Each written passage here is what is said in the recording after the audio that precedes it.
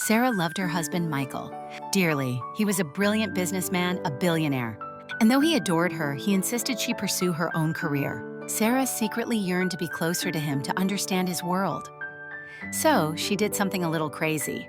She applied for a secretarial position at his company using her maiden name, Sarah Miller. She aced the interview and landed the job.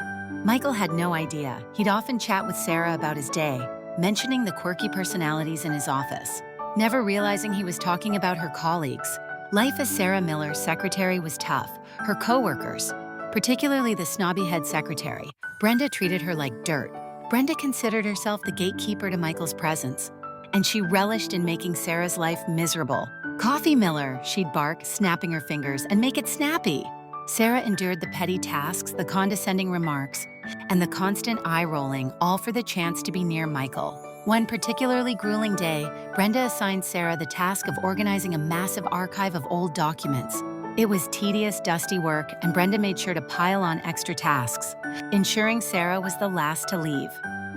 Exhausted and covered in dust, Sarah was locking up when she heard a commotion. It was Michael.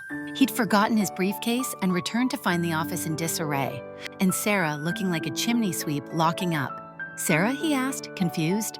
"What are you doing here so late?" Sarah froze. She couldn't lie to him. Tears welled up as she explained everything. Her desire to be close to him. Michael listened, his expression shifting from surprise to disbelief, then to anger. The next morning, Michael arrived at the office with Sarah by his side. Brenda and the other gossiping coworkers stared, mouths agape. Michael cleared his throat.